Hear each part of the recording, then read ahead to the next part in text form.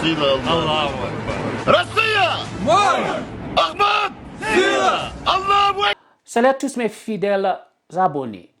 Comme beaucoup d'entre vous le savent déjà, les mercenaires de Wagner ont annulé leur initiative ce matin, à savoir marcher sur Moscou et arrêter Poutine. Pour éviter l'effusion de sang, le service de presse du groupe a annoncé qu'ils n'iront pas à Moscou, mais en Ukraine pour libérer les terres russes.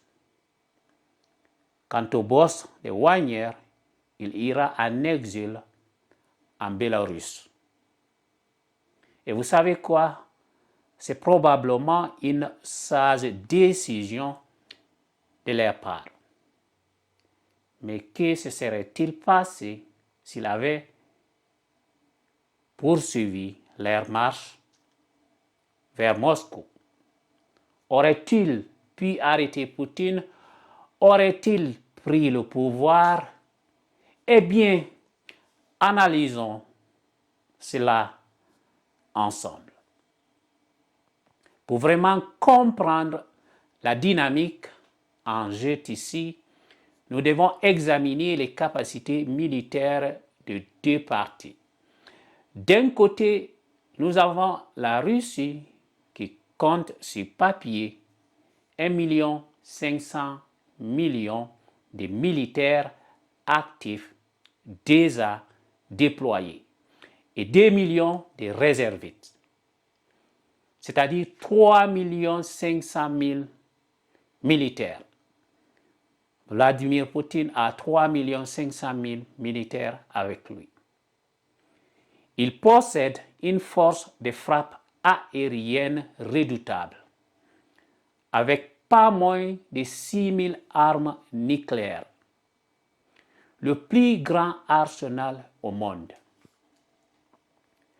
Vladimir Poutine dispose de la 5e plus grande force militaire mondiale. La 5e. Maintenant, intéressons-nous de plus près aux chiffres de Wagner. Ils sont estimés entre 40 et 50 000 et la majorité d'entre eux combattent en Ukraine, tandis que le reste est dispersé à travers le monde. Comme vous le savez, ils sont présents au Mali, en Syrie, en Centrafrique, au Mozambique, au Soudan, etc. Donc actuellement, Wagner ne dispose pas de tous ces mercenaires en Russie. Au Mali, par exemple, on parle de 900 hommes de Wagner travaillant aux côtés de l'armée nationale malienne. Alors, en cas de confrontation entre Wagner et les troupes russes qui l'emporteraient, la réponse est simple. L'armée russe.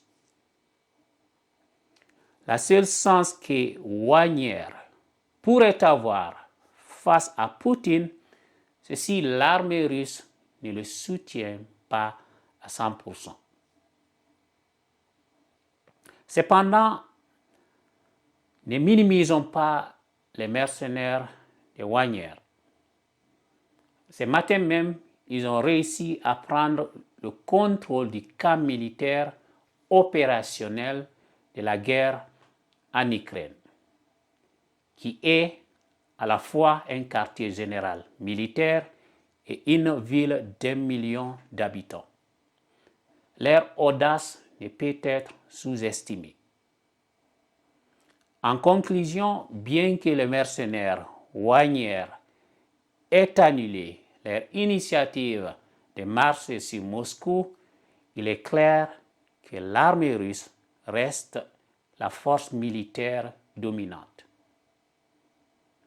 Pour découvrir d'autres analyses intéressantes sur des sujets similaires, n'hésitez pas à vous abonner à ma chaîne en cliquant sur le bouton d'abonnement ci-dessous.